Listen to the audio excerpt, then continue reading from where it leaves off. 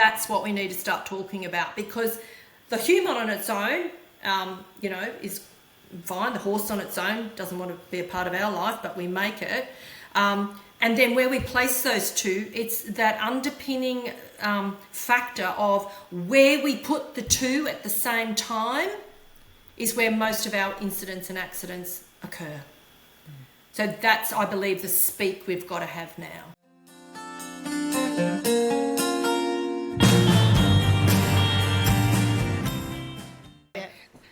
Finish. Hi, I'm Karen Luke. And I'm Mita Osborne. And welcome to this episode of our podcast, Changing Rain. Our guest today is Meredith Chapman.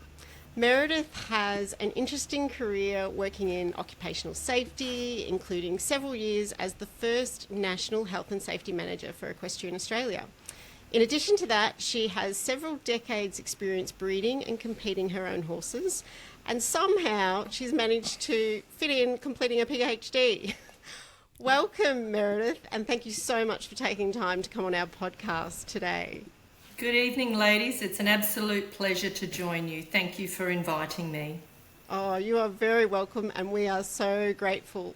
So I've given a little bit of an overview of what Meredith has done throughout her career, but I was wondering, can you tell us a bit more about your equestrian journey so far?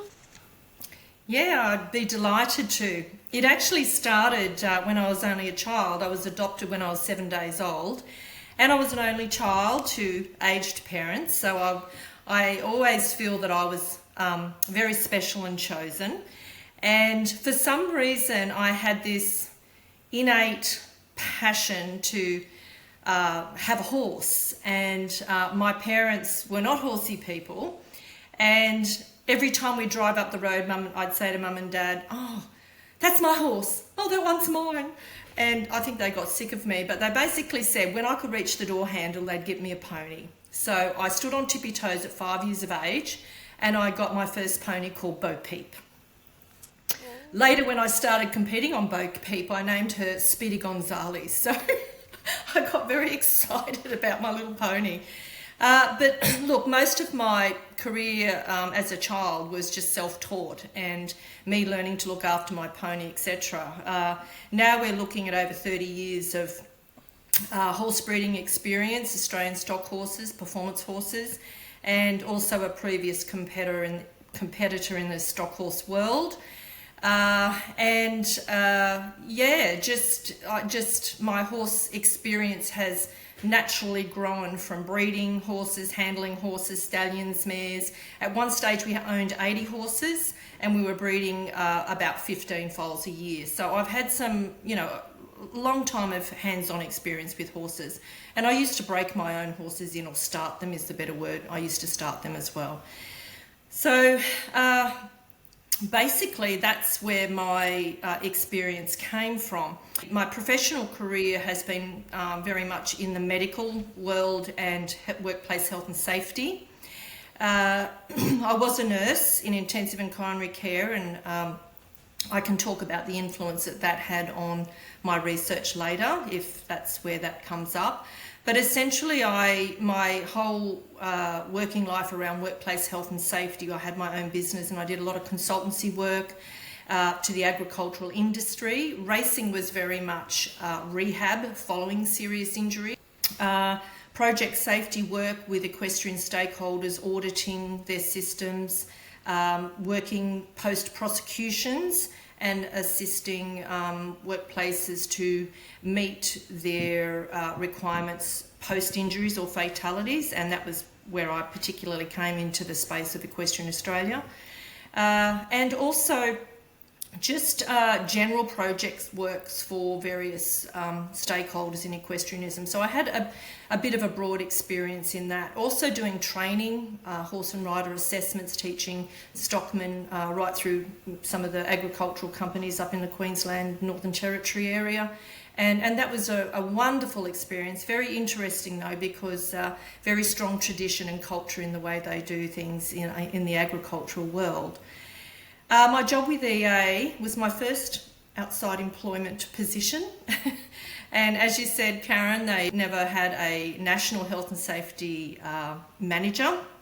So the purpose of my role was to meet one of the coronial recommendations, which was to appoint a health and safety manager, and to meet the 31 coronial recommendations for Equestrian Australia following the fatalities of the two beautiful eventing girls in 2016. So I had my work cut out for me. Also, I had to develop all the systems. It was just moi at the beginning. So developed all of the structure around health and safety systems management there, critical incident, horse welfare. I was also representing horse welfare for EA on numerous stakeholder groups and during the traceability group, etc. Incident reporting, training, concussion. Look, everything about health and safety and welfare within equestrianism. So later on I did get some help, but essentially that was my experience there. And look, it's been wonderful. It's actually, I've lived a lot of stakeholder, hiccups, issues, positive experiences, etc. So it certainly helped my future in understanding various stakeholders, and particularly sport, which I'd only competed in. I had not actually had a lot to do with the, internal management of that. So that's basically where I was. And I started my thesis about 8 years ago. Just about ready to look at submitting that this year, which will be wonderful. Oh, it's such a wonderment to get to that point where you're just about thesis. So wonderful achievement. So, I'm really curious because you clearly had a great career going and had worked in the area for a really long time. So what was it that motivated you to... Big question, isn't it? Yeah.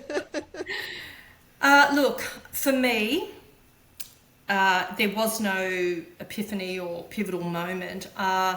It was, for me, having to look after people in intensive care after they'd had serious horse injuries, injuries associated with horses, losing, people when we've done everything that we can to help save their life. The fact that, I was dealing with the other end of the bad stuff, the things that go wrong. And because of my health and safety background and doing a lot of auditing and accident analysis with workplaces, I'm just going, we can do something to change this. I need to make a difference here. So my two worlds collided, basically, and it was, can I do a PhD in this area? Yes, I think I can. I'll phone friends, I'll do whatever. But I needed, for me to go, my life's work or working life needs to finish in this particular arena. So just combining my experience and looking at how we can prevent future injuries and fatalities, because I believed we could, and particularly after I had lots of conversations with people, family, etc., I knew that it's not all the horse's fault. There's a lot of human interventions there we need to improve. Such an interesting experience, and I guess, most of us actually don't get to see that side of equestrian sport where people are really critically injured and need all that medical science can throw at. Impressive, Meredith. Can I add, I did my master's thesis on the fatality of Sarah War at the Dubbo TAFE, and that really opened my eyes, and I knew that I was on the right journey. And I attended some of the coronial findings in Sydney, and I met Juliana and Mark and their dear friends today. But essentially, I saw a lot of the failures, and I knew that with some systems management, which TAFE have done a brilliant job now. They've really, across the board, they've improved systems, their training. They're a great representation of what you can do. And that really spurred me on to keep going. I'm just fascinated because just yesterday evening on the radio, I was listening to a report of a coroner's inquiry into a death in an overcrowded A&E unit, which is what we call your, intensive care, or casualty. And it's a teenage girl who was arrived or presented with suspected sepsis, and a catalogue of things. We don't know yet what exactly happened. The opening statements were yesterday, but it was absolutely harrowing to listen to. The weekend was the busiest weekend that unit had ever experienced, and you can imagine. And funny, Karen, the first thing I thought, systems. Let's look at this. What's going on here? It just. But anyway, that's a sidebar. But I really admire the work that you did in that area, Meredith, because the pressures must be horrendous. Of course, when you mention racing, my ears pricked up because that's my background. I've been involved in racing and breeding all my life here in Ireland, and we have an ongoing we have an ongoing study looking at equine fatalities on racecourses. And we also have some research in the area of jockeys and jockey safety. And to be honest, I'm not sure how joined up they are, and I need to find out how joined up they are. But I'm just wondering, have you worked in that area, or have you any thoughts on racing injuries? And I know jockey fatalities, thank goodness, are rare. I mean, I could count on the fingers of one hand the ones we've had here in Ireland in the last 10 or 15 years. But look, they're an absolute tragedy. And I'm fascinated by the concept of risk assessment and risk perception. So I'd just love to hear some of your thoughts on that. Yeah, look, I have not had a lot of interaction with racing. Racing was one of the stakeholders that I was hoping I could interview in my final paper, and unfortunately the wheels didn't align up. But like I said to you, previously most of my experience has been in the rehab side. Trying to put band-aids back on people and rehabbing people back into the whether it's the breeding farms or the racing stables or whatever. So, I don't believe that the risk perception is any different, measuring it across from racing to sporting to, leisure riding, etc. I think jockey falls in my latest paper were not the highest. The highest injuries were on farms. I think racing has a lot of very, very good systems in place. We need to remember the horses are often young when they start. So obviously the horse welfare and the monitoring of that is pretty important. But from my experience, the racing farms, the breeding side of it, the handling, you've got professional people starting the horses. They do risk assessments. The breeding side of it is often second to none other. So I believe they have some good systems in place. I think it's the nature of the sport. And you could fall off a horse racing across the paddock. I think it's the nature of it. A few of the injuries and fatality I've looked at, it was clipping the horse heels in front. It was a shy from the rails as the horses were racing around. So it's not unfamiliar stuff that we see generally across equestrianism in industry. I think one of the things is very important is the rider's fitness, and as we get older, it's things like medicals, making sure that they are fit. They do have a lot of pressure on them to get their body into condition to race, as we know. I think fatigue management, recovery from an injury, but this is no different across all equestrian activities. People are very keen to get back on the horse. I think that's an area that needs a lot more monitoring. And as the jockeys, etc., do age, or the workers, and most people love what they do. No different to council workers. We've got an ageing population in council workers pulling the bins out. So same type of a thing. We've just got to monitor them more closely, and we've got to never take a time lapse in doing a risk assessment.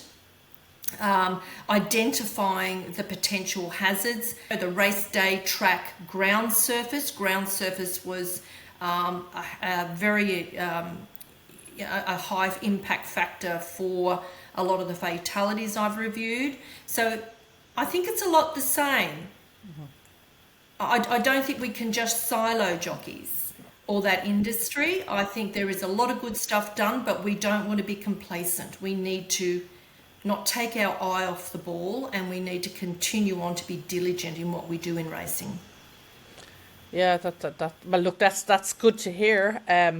Racing has been described as probably the most regulated equestrian discipline worldwide. Yes. And so, Yes. you know, that's one of the benefits of it. You mentioned traceability. That's another interesting area, because I know in Australia you haven't quite yet got there, and we haven't got there yet either. And it just, to me, it's such a simple win, you know, for all sorts of reasons, and I just don't understand why we can't get there, and particularly nowadays with the sort of technology that's available. I think the years are on, Meta. I think people are starting to realise that we do have to turn our hearing aids up, and we can't turn a blind eye. It's part of operations. It's a part of keeping people safe. And I can say that's one of my hopes in the future, is not just traceability, but a lot more governance, and even incident accident data could assist us if we were tracking that as well. So I think there's a lot of wonderful data management systems that are proven that we can do it. It's just the need and the understanding for that need, and I think we are starting to shift and move in the right direction. Yeah, when it comes to racehorse fatalities, the big missing part of the jigsaw is what happens at home. The training regime, Yes. the training surfaces, Yes. the riders, all that. And of course, that's a black box. We don't know. And I've often wondered if there's a way where that could be reported anonymously. Do you know what I mean? So it isn't identifiable and connected to a particular trainer, but it could be used in reviews like you're talking about. It could be reviewed in situations where a fatality has occurred, or even just injuries, patterns of injuries, to say, well, you know, there seems to be a relationship between that type of home gallop and higher instance of a particular injury. But of course, it's, as you say, the ears are closed and people don't want to hear, and they don't really see the need because it's always someone else's problem. It's not necessarily theirs. Yeah, and I think when we talk about some of the barriers, we're certainly touching on my thoughts around that. I was pleasantly surprised by a lot of the stakeholder, or all of the stakeholder interviews that I had for my final paper. Industry stakeholders in Australia, and that was 20, and majority of them were implementing formal systems. So I was really excited that they're starting to see the benefits. I just think we need to talk more about it, and we need to share more, and we need to work together more. And what sort of systems were they talking about implementing, Meredith? Can you give us a little bit more detail? Yeah, so general health and safety and welfare systems. What was a beautiful thing is the horse is being included in the majority of the workplaces and also sport environments. The horse is an integral part. It's not in their systems management. Gone are the days where, you know, talking about horse welfare is a bad thing to talk about, because you're exposing yourself. They're actually, the ones that I've spoken to are embracing the need. So I think everything that's being done in the horse welfare space is creating awareness and the necessity to include the horse and every facet of the horse's welfare and well-being in everyday operational management. So we're talking things like having policies and procedures, having communication regularly, set times for communication around what we're doing today, when were the horses, their medicals or their teeth, or keeping records of those things. Horses in a lot of workplaces are working plant. They're working animals. So you can't not manage their health and well-being like you do a tractor or like you do an ATV or a motorbike. So I think people are starting to realise they're our working plant and we need to respect them for that. Medical's looking after them, training, monitoring and reviewing what we're doing, reporting, incident reporting, even near misses. And that's sometimes a hard one for people. It nearly happens, so I don't need to talk about it or I don't need to report it. But they're the chances, and there's actually accident analysis research around the number of near misses you have to the number of fatalities, and the number of major incidents and minor incidents to a fatality. And it's, I think from memory, it's about 600 near misses is one fatality. Correlates to that. So, I think people are starting to get on board. And it doesn't have to be a BHP or a massive operational system. Keep it simple, keep it easily understood, just do it. So it's those types of systems I'm seeing more uptake and understanding. I've often thought that, certainly the sort of horsemanship, horse husbandry that I was taught as a child, very simple, but there was usually a reason why you did things a certain way. You put the straps in the keepers and you checked the girth before you got on. And it was drilled into you, absolutely drilled into you. And I know Pony Club Australia are very good at keeping that going. I do wonder sometimes whether in people's rush to be good, be brilliant, be the next Instagram sensation, that those kind of fundamentals get lost, because there was a real culture of safety around horses. We were all taught what you should and shouldn't do around horses, and I sometimes see young people, I think, who taught you? Where did you learn that? Because really it isn't safe at the very simple level. Yeah, I do believe that, and that's a barrier which I can talk about when we're ready to talk about barriers. But you've got culture, you've got climate, you've got tradition, all of those things that are influencing what we are doing today. But I believe that there's other things happening, that we're in the 21st century now. We're not back in the war times. There's still third world country that are having beautiful, simple lives with their horses and farming and whatever. But, I think that is more of a minority group than the majority around the world. And the eyes are watching. So we ignorance is not a defence. So let's talk about it. Come on, let's just barriers. Let's jump right into barriers. I want the barriers. Let's talk about barriers. I'm wanting to talk about the barriers. One of the things that I feel we do have a barrier about is the lack of current health, safety and welfare knowledge. Not a clear understanding of legal obligations, of due diligence, business operations. And when you think about it, Meta, you're talking about there's millions of dollars around the world. This is $1 billion industry now worldwide, globally. People make a lot of money out of horses. What they do with horses. So we know that it's a financial, it can also cost a lot of money, but there's a lot of businesses, even online businesses now. So you can't disassociate yourself with your due diligence obligations and your legal obligations to look after people and care for your workers or your volunteers. So in Australia, we used to have you were guilty until you were proven innocent in a court of law. So now the reverse onus of proof has come into play, which is you are actually innocent until the prosecution can prove you are guilty and what you didn't do well. So we have a huge opportunity as businesses these days to work really hard to put systems in place and do the best we can.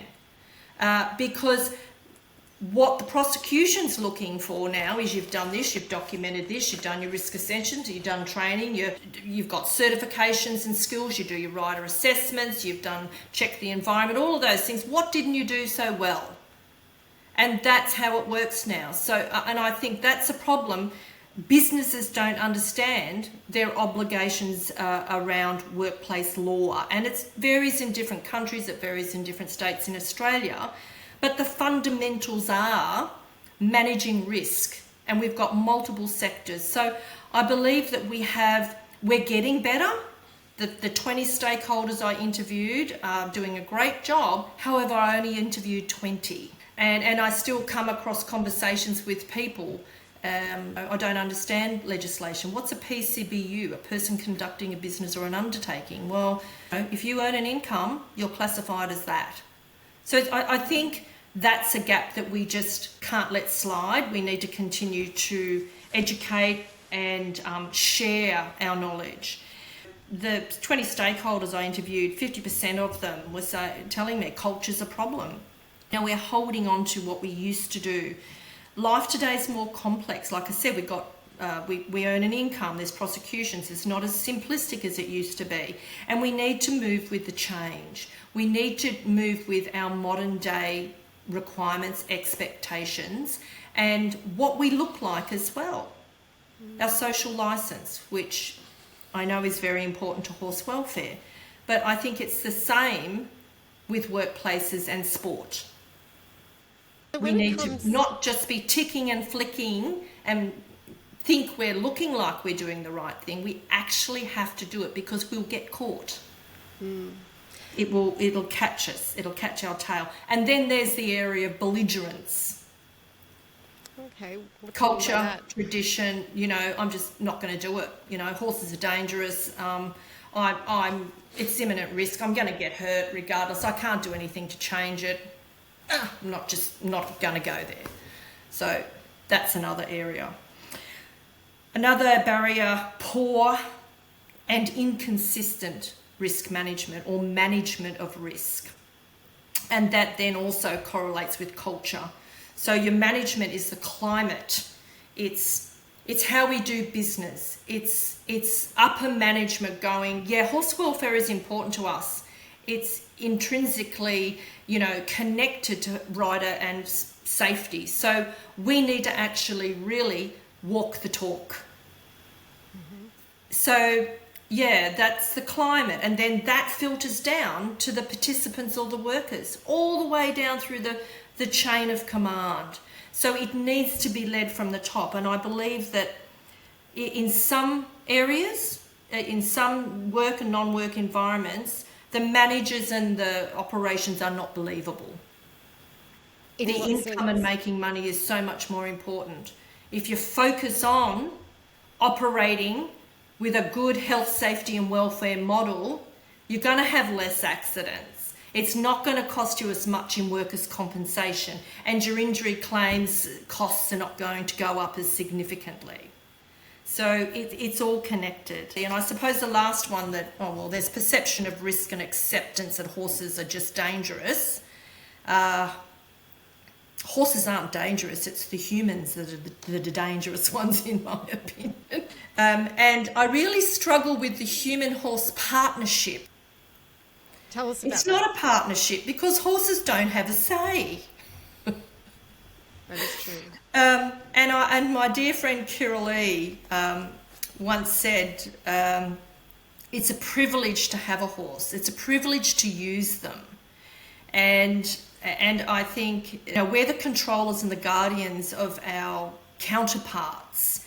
And I think we've got to shift from horses are just dangerous and find out why the horses are not happy and doing dangerous things in our care and when we're in control. So I think it's a bit of a, let me hide behind the curtain. Horses are just dangerous. I'm just going to do this. And I think that's going to come and severely bite us on the backside. The last one about a barrier for me is there's no unified approach. You said earlier, Meta, there's a lot of governance in racing, yes. And that's another area that the stakeholders said there was the highest lack of governance. In high-risk industry, e.g., you have aviation, the CASA, Civil Aviation Safety Authority, oversee airspace operations. You have rail, You have rail operation management, governance. In mining, we have specific health and safety legislation around mining, and there is Department of Primary Industries and governance around that. So in a lot of those industries, there is an industry body and there's expectations on how you operate, and there's support. I believe in equestrianism, we have an opportunity to share and do things well and better, like other industries do, keeping humans accountable for their horses. And I believe that we can have an opportunity to share our knowledge and create the industry bodies that we need in the groups, a bit like what's happening with horse welfare around the world. It's fabulous. And isn't it amazing how everyone's coming together around horse welfare, sharing knowledge, growing, developing, research, everything. Why can't we do that with humans, human welfare? So I believe, we have a gap there, and I think the appetite is coming, but it's not quite there. And I think too, they just don't know how to do it. Well, start conversations, start groups, share what we do well, and also share what we don't do so well. You got me thinking about when I talk to people about horse welfare, and you're right, sometimes people just glaze over. I often say, well, look at the culture change that happened when health and safety at work became a thing. People understood. Now, a lot of that was actually because of legislation. We have a Health and Safety Act, I think, for the last 20 years, and it brought in a lot of changes in how businesses operated, and people kind of sat up and took notice. And I know it probably hasn't extended, or that the understanding that applies to them hasn't really filtered through to some equestrian and equine related businesses. How important do you think that legislative support is? I mean, lots of countries have welfare legislation, but it doesn't really go far enough, and people don't really see it as kind of going to impact on their business or what they do every day. So I think the health and safety legislation has been a positive, and I'm just wondering what your view is. Look, I think it's a positive. You're preaching to the converted here. Health and safety, I think people think that health and safety hasn't been around for very long. Lord Reuben in the UK back in the 1900s did a report on following the Industrial Revolution and accidents, everything associated in the UK. And he came up with some wonderful underpinning findings. And it's very interesting because our Australian recent legislation has been based on some of his findings that we knew a century ago. So it's not new news in some countries. And I believe it gives us an opportunity to strive to a level of best practice and improve. It also gives us that benchmark and guidance around what are the things that we need to do to stay safe. So it's giving us that guidance. And unfortunately, there is the carrot or there is the stick. And the legislation, if you don't meet the legislation, if you are non-compliant, you're going to get the stick. You're going to get an infringement notice, or you're going to get a fine, or there's industrial manslaughter now introduced into Australia, and it would be in other countries as well. So ignorance, as I said before, is not a defence, and I think legislation or governance is really helpful for industry to strive to improve and get that continuous improvement moving forward. It's never perfect. We are still going to have injuries and accidents, people killed in our industry. But guess what? The stats haven't changed. They're no better than what they were 20 years ago. What are we going to do about it? Something has to give. So, yeah, I believe it's a great tool for guidance, and it's also there if we need to use it as a stick. And I think a lot of our sporting organisations and our, our workplaces, work and non-work, there needs to be warnings, there needs to be sanctions, there needs to be, you've abused a horse in public, you're not doing this sport. You're out for 3 months. You've got to show us how you're going to improve your behaviours, because what you see there, exactly what you said earlier, what's happening at home. So I think we need to put our big girl pants on, and we actually need to be accountable. And I believe legislation is a really helpful tool in the toolbox. So if there were no barriers, if everything had been sorted, and you got your wish list, and you were in charge of equestrians' safety, I suppose, horse and human safety at an organisation, what would you do as your kind of first thing Monday morning? Or what would you make sure you had in a practical sense for that organisation? I don't think I'd have a job if everything was swimmingly along. Let's be honest. But you mentioned continuous improvement. I would go over my checks. I would monitor and review. I would update. I would not sit there and think. I would err on the side of caution and not be complacent, because I know that at any stage something could change. So I'd be checking my systems. I'd be checking in and making sure we've got the most updated information that we need. Reviewing our training. I would be reaching out to stakeholders and asking them, what's happened for you this week?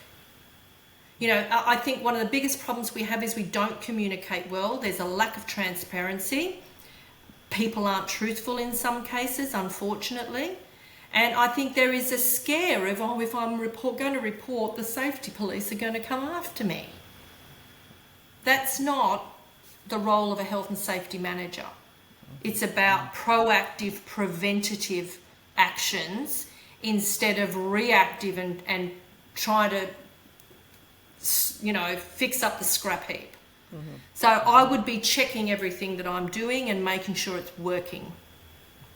Yeah, in my own or my world as a vet, we've had to comply with this health and safety legislation too, and develop a safety statement. But I would say, and I'm one of those people, I developed my safety statement. I don't know that I reviewed it, and things do change. Yeah. The makeup of your client population might change. The people you have working for you, that definitely changes year on year. And so I'm guilty of that. I think it's almost a tick box. Well, I've done that. I'm health and safety compliant. But actually, once off, just doing it there is not good enough. So they're the gaps in your system that you haven't met that will be found.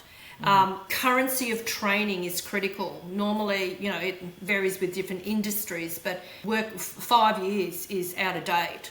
And leaving on the shelf dust, never doing your risk assessments or going in and checking the stable doors or the gates that the hinges aren't falling off, that's not a defence in court. Whereas if you just do it diligent, you might miss 1 month for whatever reason, but if there's a pattern of good health, safety, welfare management systems, you're going to be in a happier place. And guess what? It snowballs because you don't have as many injuries or incidents. Kind of, we both tackled safety in our research, Meredith, and you sort of tackled it from the human factors side of things, and I tackled it from the horse side of things.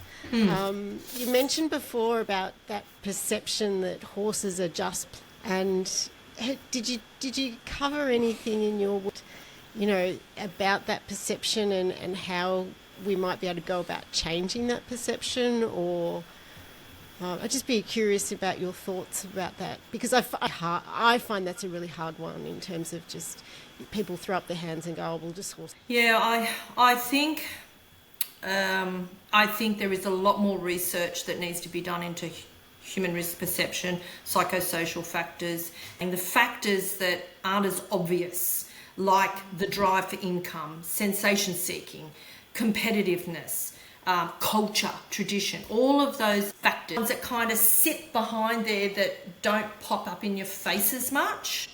They're the ones that we really need to find out more. It's a perception of risk, right? So risk, when you think of someone's perception, it's what you know about something at that place and time, at that moment, or when you're faced with that hazard. That comes from education. That comes from experience. That comes from talking about it, this has popped up. This is what happened to me. It's talking about those accidents and incidents and the near misses. So it's got a lot to do with education. The other thing, like groupthink. There's a lot of socialisation around equestrianism, which is beautiful. That's a beautiful thing about it. But if one sheep jumps off a cliff in a mob, the rest of them do it. So if it seems that this is how you're meant to do it, even though it's not safe, most people follow it because they don't want to stand up and go, no, look, I actually don't feel comfortable to ride today because X, Y, and Z is happening. So I think there's a lot of work to do in that space, more research about humans and how we think and why we do what we do, but I think you'll find it'll come back to some of those factors. Horses being dangerous. As I said to you earlier, I don't think it's the horses that are the problem, it's humans. And humans, the latest paper, the NCIS paper, has used human factor analysis because human error is the cause of most high-risk injury accidents. There's aviation, rail, coal mines, chemical plants, hospitals, all of it. Humans are the ones that are managing what's in front of you. So this research has highlighted all of the human error failures. The horse is going to be recorded as being a factor in the accident because it's a 100% counterpart. Do you know what I mean? Like, we got humans and horses. It's going to we're going to notice that the horse is in 90% of the accidents. It's no brainer. But what was the organisational climate? What was the supervision like? What was the preconditions where the horses sit? What were the preconditions before the incident? What was the weather like? Had that person had a recent injury of 3 weeks and they were returning to ride? Human factors. And then what were the acts and omissions? Did they correct the tack, or they didn't wear a helmet? Now, my research has also said 1 in 8 people weren't wearing a helmet. So a helmet is the lowest form of PPE. It's not going to save your noggin depending on how you land, but we rely on it. The helmet's on, I can do this, this and this, and I can disregard other safety measures, higher controls like the training, my rider-horse match, the weather change, the ground surface, all of those things. So human factors. We need to analyse that more, and we need to talk about that more to mitigate the poor horse that we label as just being, it's dangerous. One other thing that I'm quite curious about is that you mentioned that of the 20 organisations that you interviewed for your last part of your research, made good progress in developing systems, sort of interested in creating a better safety system, I guess, in their organisation. How progressive do you think those sort of, in terms of being traditional and all doing things the same way? So even though the systems might be improved, do you feel like sort of the modern equine science in terms of things like horse welfare, and because there's clearly a relationship between welfare of keeping the horse, because I can see a problem where you implement a system, but if you're using practices that aren't leading to good outcomes for the horse, you might make an incremental change, but you're probably... Yeah, absolutely. I think the systems are very diverse. People are doing what they're doing. They've plagiarised something from the mining industry and tried to adapt it to their equestrian business, or they've had the fortunate opportunity to pay someone to come in and help them set up their systems. Some of it's just record papering, which is fine. Some of them are more complex. I think they're very different. I think there's some fundamentals there, but I believe that we can still improve. And I think one of the key areas, it's like you said earlier, Meta, if the legislation there, it gives you a bit of an understanding of what you need to strive for. There's systems out there. 4801 in Australia used to be the one we use, but the more recent one, which is a world standard, an international standard, is ISO 45001, right? And that's a health and safety framework. And it just tells you all of the things you need to put in place. Now, you can use that as an audit tool, or you could use it to help guide you setting up your best options, your best health and safety management systems, and work it. However, things change, don't they? So you've got to keep looking, and I think people are starting to really realise that science tells us a story. Science is not hearsay. Science is validated and it's evidence-based. And I think what I've seen is in expert witness cases, etc., where you are getting experts coming in, they have a profession in that industry, in health and safety or welfare or whatever we're talking about. And they are people that have done the miles in the research. So I am feeling that there's more of a palette and interest in evidence-based research. I think sometimes the way we write it, people struggle interpreting it. Mm-hmm.